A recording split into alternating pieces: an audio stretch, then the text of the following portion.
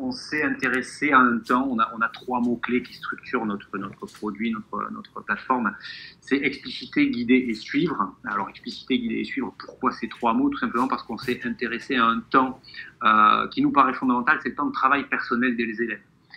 C'est-à-dire ce temps où, grosso modo, le prérequis, c'est que les élèves soient suffisamment autonomes, consolidés sur les compétences et connaissances qui sont vues en cours dans toutes les disciplines, pour fournir un travail sans la présence directe de l'enseignant. On sait que c'est un temps déterminant de la réussite. On sait aussi souvent que c'est un temps qui est quand même, dont l'efficacité est très très liée aux origines socioculturelles des élèves. Et c'est un temps aussi qui fait appel aux compétences de l'apprendre à apprendre. En un mot, c'est très bien d'avoir une leçon, d'avoir la leçon d'histoire ou de maths. En un mot, c'est encore mieux d'avoir la leçon et de savoir comment l'apprendre. Et ça, c'est vraiment le cœur de notre proposition qui résonne avec ce qu'est l'accompagnement personnalisé. Alors, je ne vais pas me cantonner seulement à l'accompagnement personnalisé qui est effectivement cette déclinaison des temps de consolidation en lycée professionnel, en lycée général et technologique. On a devoirs faits et des temps d'AP sur le collège, on a des APC en primaire, et donc c'est un peu tous ces temps-là où on appelle effectivement les compétences de travail autonome. Et nous, l'idée, ça a été de se dire que pour ces temps si spécifiques, par rapport aux difficultés, en l'occurrence, et souvent procédurales et méthodologiques des élèves, eh ben, on avait besoin de créer des supports qui étaient différents, des supports qui étaient explicites, donc c'est mon premier mot, et surtout explicites parce qu'ils combinent deux choses. Ils combinent une activité, qu'on a appelé le quoi, et une méthodologie, une procédure, ce qu'on a appelé le comment. Et c'est bien cette combinaison des deux au moment où l'élève travaille qui peut lui permettre de faire son travail, et en particulier pour les plus fragiles ou en début de séance quand les notions sont nouvelles, etc. Et ne pas mettre les élèves dans des situations finalement où ce temps de travail personnel il devient vraiment délicat parce qu'il est trop complexe, ou il est un petit peu trop décalé par rapport au niveau réel et à la stabilité des connaissances et compétences. Ici, un zoom sur certaines bibliothèques de parcours qui sont prêtes à l'usage, qui sont éditables également. En filière GT, on a des maths et du français. Grosso modo, on a une grosse colonne vertébrale maths-français qui part du CM1, CM1, CM2, donc cycle 3, après 6e, fin de 6e, tout le collège, la SECPA, la filière pro, CAP Bac Pro, et en Bac Pro, on en a un petit peu plus, puisqu'on a aussi des sciences de l'histoire géo et de la PSE, avec l'idée que nos élèves sont accueillis par un petit chatbot, un assistant pédagogique virtuel, qui va avoir trois rôles: les engager, les guider, les corriger. Ben ouais, tout simplement parce qu'on est là sur trois des quatre pieds de l'apprentissage de Stanislas Dehaene. Cette idée d'être engagé en termes d'engagement d'activité, d'être actif. Cette idée d'être guidé qui résonne avec la notion d'attention, de savoir focaliser son attention sur un point clé, c'est une variable de la réussite très forte. Et puis en termes de feedback, la correction, et c'est le rôle de notre chatbot. Voilà, je vous répète, si des choses vous interpellent dans la présentation, mettez une remarque dans le chat ou posez des questions. On va, juste avant d'aller sur l'outil, on va voir une vue qui résume, qui synthétise toute la philosophie. Le quoi, le comment, on est ici sur un exemple en maths, mais on pourrait avoir du français CM1, ce serait pareil, et on pourrait avoir de l'analyse littéraire en seconde générale technologique, ce serait pareil. À gauche, on a le quoi, là en l'occurrence c'est une leçon de maths sur les fractions, addition, soustraction et défraction, donc ça c'est ce qu'il y a à savoir. C'est bien de l'avoir, encore une fois, mais nous, on estime que pour qu'un élève puisse réellement construire sa capacité à apprendre et ses compétences relatives à l'autonomie, il faut qu'il ait un guide, un fil d'Ariane, qui est représenté par Eiko ici, qui va le guider comme le ferait un expert. Un expert en maths, il va regarder ça, il va voir très vite ce qu'est le titre, et ça va faire appel à lui, à des connaissances déjà parfaitement stabilisées, et utilisables dans les activités. Donc voilà pour cette vue et présentation contexte général. Je vais passer maintenant dans le vif du sujet, sur la plateforme. Allons-y. Donc voilà, nous accédons directement ici sur un tableau de bord de professeur. Donc gardons à l'esprit expliciter, guider, suivre, parce que c'est encore une fois ces trois mots qui ont vraiment piloté nos réflexions sur la construction. Et je vais aller directement dans la banque de ressources. Alors l'idée fondamentale aussi, c'est que à l'heure actuelle, Edumalin, c'est accessible dans le Gard, donc le gestionnaire d'accès des ressources du ministère, avec donc tout ce qui est clean en termes de protection des données et usage des données des utilisateurs, et ça c'est important. Média Centre du Gard qu'on retrouve dans les ENT, sur la plupart du territoire. Donc, pour expliciter un peu cette notion de guidage, qui est un maître mot chez nous, je vais aller sur un contenu en 6e, mathématiques. Donc déjà, voilà, par exemple, voilà les objets d'enseignement qu'on a traités en mathématiques 6e. Donc, c'est assez exhaustif dans le cadre des domaines de compétences visés, gestion des données, calcul numérique, etc. Et on l'a traité, voilà, nous, on s'est rapproché des objets d'enseignement. Donc, je vais prendre les airs. Et voilà un premier niveau, un premier parti pris qui est vraiment de l'ordre de l'accompagnement, hein, accompagner, cheminer avec. C'est vraiment cette idée de prendre la main de l'apprenant pour lui permettre de construire ce qu'on essaie de lui apprendre. On a effectivement un premier module ici, le complet, qui combine, donc ça c'est vraiment le parcours complet, qui combine 3 modules, et ça c'est un pattern systématique. C'est-à-dire qu'on aurait un chapitre de français de notre niveau, ce serait pareil, on aurait un chapitre de PSE en filière pro, ce serait pareil. Donc ça c'est vraiment notre identité, et qui combine 3 choses. Un module mémorisé qui associe ce qu'il faut savoir sur les airs. Et ce qu'il faut savoir, c'est fait par des auteurs qui sont des collègues des collègues PE, des collègues de collège, des collègues de PLP en lycée pro, des collègues en lycée général et technologique, qui nous ont dit, ben voilà, sur ce chapitre-là, je pense que c'est ça qu'il faut savoir. Donc, les airs avec un guidage pour le mémoriser, pour ne pas laisser l'élève seul face à la consigne, apprendre ta leçon. Il arrive, me semble-t-il, dans la scolarité, qu'on mette sur les bulletins « Apprenez davantage vos leçons, concentrez-vous davantage ». Le constat, il est très clair. Maintenant, il faut savoir comment faire, et c'est vraiment nous sur quoi on s'est penché, sur ce comment. Le deuxième module de chaque parcours, c'est une tâche guidée. Ça aussi, c'est assez spécifique, et je vais aller dessus juste après. C'est l'idée qu'on a pris une situation de référence, une tâche complexe, une situation de référence qu'on va retrouver dans beaucoup d'évaluations sur les airs en 6e en France et en Navarre, dont on a complètement explicité le raisonnement. Et je vais zoomer après. Dernier module plus classique, quoique très intéressant, module QCM, 8 à 10 questions qui nous paraissent importantes sur ce chapitre, qu'on peut utiliser soit en diagnostic, soit en ancrage mémoriel, c'est-à-dire qu'on sait maintenant l'effet test, hein, que plus on répond à des questions, et plus on se questionne, et plus on fait l'effort de répondre à des questions, mieux on mémorise. Voilà. L'intérêt aussi, c'est que tous ces modules sont entièrement utilisables tels quels, si ça plaît aux professeurs, et éditables, c'est-à-dire personnalisables par les professeurs eux-mêmes. Donc maintenant, plongeons un peu dans ce module tâche guidée. Je vais me mettre en mode test. En tant qu'enseignant, je peux tester tous les modules. Je suis accueilli par IPO, bienvenue. Voilà le parcours tâche guidée. Et c'est parti pour vraiment essayer d'être encore plus précis et concret sur cette notion de guidage. Toujours la même philosophie, hein. On a essayé de rester fidèle à nous-mêmes. À gauche, le quoi, c'est l'activité, et à droite, le comment, avec AICO et les étapes ici du guidage. Concrètement, calcule l'aire totale de la figure suivante. Exercice classique, en apparence assez simple, et qui recèle en définitive une part d'implicite colossale.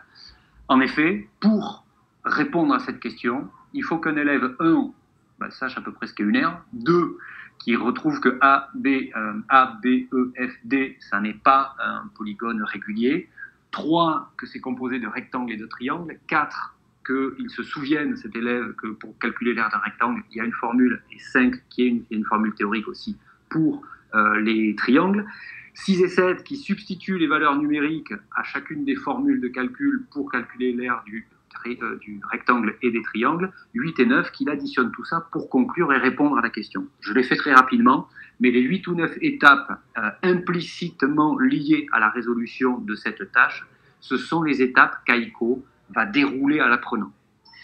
Il va les dérouler à l'apprenant avec 2 objectifs, le guider, bien évidemment, en vraiment un guidage pas à pas, c'est-à-dire que entre 2 individus, un fait face à un mur lisse et un fait face à un mur strictement de la même hauteur, mais avec des petits crans qui lui permettent de monter, je pense que celui qui a des petits crans pour monter va y arriver plus facilement. C'est exactement ce sur quoi on s'est penché. Et on parlait tout à l'heure du feedback. Là, ce qu'il y a d'intéressant aussi, c'est à chaque mini-étape de la résolution, AICO va proposer un retour de type évaluatif, c'est bon, c'est pas bon, voilà la bonne réponse, et de type qualitatif. Et ça, c'est hyper important aussi pour que l'élève, en temps réel, identifie ses erreurs, parce que nous, notre parti pris vis-à-vis de l'erreur, ça n'est pas de la masquer, au contraire, c'est de l'objectiver pour la dépasser. Et ça nous paraît fondamental dans le processus d'apprentissage, de se dire que l'erreur est consubstantielle de ce processus, et que donc l'identifier pour la dépasser, c'est une véritable compétence. C'est une véritable compétence qui a construit notre modèle. Et puis voilà, je ne vais pas dérouler toutes les réponses. Les activités, les étapes ensuite peuvent être de forme QCM comme ici, elles peuvent être sous forme de texte à trous, elles peuvent être de type saisie libre, etc., etc. Mais vous avez donc les deux grands premiers termes, expliciter l'idée. Donc l'explicitation, ça passe par la combinaison du quoi et du comment. Je vous l'ai dit tout à l'heure, chaque module, chaque parcours est affectable tel quel. Il est modifiable par les professeurs et les professeurs ont également un outil de création, voilà, une forge à contenu, from scratch, tout à fait, encore une fois, cohérente avec l'état d'esprit. Donc ça, c'est l'explicitation. On vient de le voir, ça arrive sur le deuxième mot qui est le guidage. Ouais, un élève qui a une ressource et du malin sous les yeux, il est étayé, il est guidé dans sa réflexion. Ça nous paraît être extrêmement important d'avoir cet étayage de la réflexion tout en ayant la mesure des résultats, et donc pas juste sur l'identification du résultat. Il a bon, il a juste, il a bon 70%. Et puis le troisième mot, c'est le suivi. Vous imaginez bien que chaque clic de l'élève à chaque étape va générer des données qu'on va être en mesure d'analyser. Et là, effectivement, dans le suivi des élèves, l'objectif, la grande finalité de ces choses-là, c'est de donner aux pédagogues, et là, nous, on assume le fait que c'est à ce moment-là qu'on redonne des informations, qu'on fait remonter des informations au pédagogue, parce que c'est lui qui va avoir des choix éclairés à la lumière de ces données. C'est parce qu'il connaît son contexte d'enseignement, parce qu'il connaît sa discipline, parce qu'il connaît ses élèves et leurs difficultés. Donc, premier niveau, ici, un niveau assez macroscopique. Hein. On a une classe, il y a 8 élèves. On voit que, grosso modo, tous les travaux ont été rendus. On voit que c'est plutôt un bon niveau de réussite globale, à 80%, et on voit que ils passent 41 minutes par travail, par module, ce qui peut interroger si, par exemple, un soir, ils ont 3 modules à faire, ça fait 3 fois 41, ça fait 123 minutes, ça fait beaucoup. Donc, en équipe, ça peut être très intéressant d'avoir accès à ces données de structuration du processus du travail personnel pour mieux accompagner et mieux personnaliser l'accompagnement des élèves. Ça, c'est le premier niveau. Le deuxième niveau, c'est un niveau relativement classique en classe et par élève. Donc là, ici, des statistiques classiques. Voilà une élève qui a fait 14 travaux. Elle est à 78% de réussite. Elle y va passer tant de temps par module et tant de temps cumulé. Ça, c'est une photographie tout à fait habituelle et classique et qui permet, au niveau quantitatif, de mesurer les investissements respectifs. C'est très bien aussi. Et surtout, vous le voyez, ça ne prend pas de temps, c'est le système qui fait tout. Hein, le système, si un prof il a vraiment envie de gagner du temps, il prend un module du malin, ça lui a pris 1 minute pour l'envoyer. Les élèves font leur travail et ça dure le temps que ça doit durer. Et ensuite, en 10 secondes, j'ai accès à ces données-là. Là où on va revenir sur quelque chose qui nous est très spécifique, c'est sur cette idée ensuite d'identification des difficultés. Parce que c'est très bien de savoir, je suis donc passé sur l'écran d'une élève, c'est très bien de savoir que cet élève a fait le parcours sur les fonctions affines, c'est du programme de seconde pro de mémoire en maths. C'est très bien de savoir qu'elle est à 71% de réussite et qu'elle y a passé 1 heure, mais ça ne nous dit pas grand-chose des difficultés réelles, ça ne nous dit pas grand-chose des obstacles d'apprentissage qui ont été rencontrés et dépassés ou pas dépassés d'ailleurs. Et donc c'est là qu'on va avoir accès à des données intéressantes. Je suis ici sur la fiche travail de l'élève, je peux laisser un commentaire soit en visuel, soit en sonore. Et là, effectivement, vous avez sous vos yeux l'intégralité, vraiment la vision microscopique de chaque réponse à chaque étape de l'élève. Donc là, sur le mémorisé, la leçon fonction affine plus le guidage, elle y a passé 28 minutes. Pas besoin d'être prof de maths, hein. Ici on voit un peu de rouge alors que tout est vert. Ok, on voit, ici c'est une erreur orthographique, c'est pas notionnel, pas de problème. J'enchaîne sur la tâche guidée, donc le module de raisonnement accompagné. 25 minutes, et là ça rougit un peu, hein, quand même. Et surtout, on peut voir qu'avec les mesures temps, l'élève met entre 1 et 3 minutes pour répondre à ces étapes, alors que l'IA, il a mis 13 minutes pour vraiment ne pas y arriver. C'est sur le calcul du coefficient directeur en maths. Je ne sais pas si ça parle à tout le monde. Oui, 5 minutes. 5 minutes, ok, ben je vais finir là-dessus. Donc là, on se rend bien compte, si on interprète un peu ce qui s'est passé, on parlait de personnalisation tout à l'heure. Là, on peut clairement imaginer l'élève face à sa tâche, un peu abasourdi, qui a passé beaucoup de temps pour répondre complètement à côté. Donc si elle a besoin de l'enseignant, c'est à cet endroit-là. Je vais donc pouvoir cliquer pour lui laisser un commentaire spécifique à la zone dans laquelle elle a été en difficulté. Et ça donne une typologie de remédiation ultra individualisée et ultra adaptée à la difficulté réelle de l'élève. Et nous, on trouve que c'est une combinaison données informatique, numérique, intervention humaine, extrêmement féconde dans une certaine mesure. Donc voilà un petit peu ce que vous proposez du malin. Vous avez ensuite des dernières visualisations où on a les choses par place, etc., mais qui sont à peu près du même ressort. Donc pour résumer, pour synthétiser du malin, ce qu'on vous propose, c'est là-dessus. C'est clairement un outil qui est pensé pour des enjeux de la personnalisation et de l'accompagnement personnalisé, de l'individualisation, du CM1 jusqu'à la fin du bac pro et la seconde LGT en passant par le collège, en explicitant et combinant le quoi et le comment, en ayant un objet, un chatbot AICO qui va travailler sur des fondements de l'apprentissage que sont la focalisation de l'attention, l'engagement actif et les rétroactions. Pour le professeur, un accès à des données qui sont non seulement des données de résultats, je sais que mes élèves atteignent tel niveau, mais aussi et surtout des données de procédure. Je sais qu'au moment où ils ont réfléchi, il s'est passé ça, c'est le point ici, pour, in fine, rentrer dans une ère où on est capable d'objectiver et de mesurer des compétences fondamentales dont on parle beaucoup, l'autonomie, persévérance, engagement, etc., mais qui sont parfois difficilement quantifiables et palpables, et notre système le permet au moins en partie. Voilà pour cette présentation des du malin, et si vous avez des questions dans le chat, bien évidemment, et j'y répondrai dans la mesure du possible avec plaisir. Merci pour votre attention.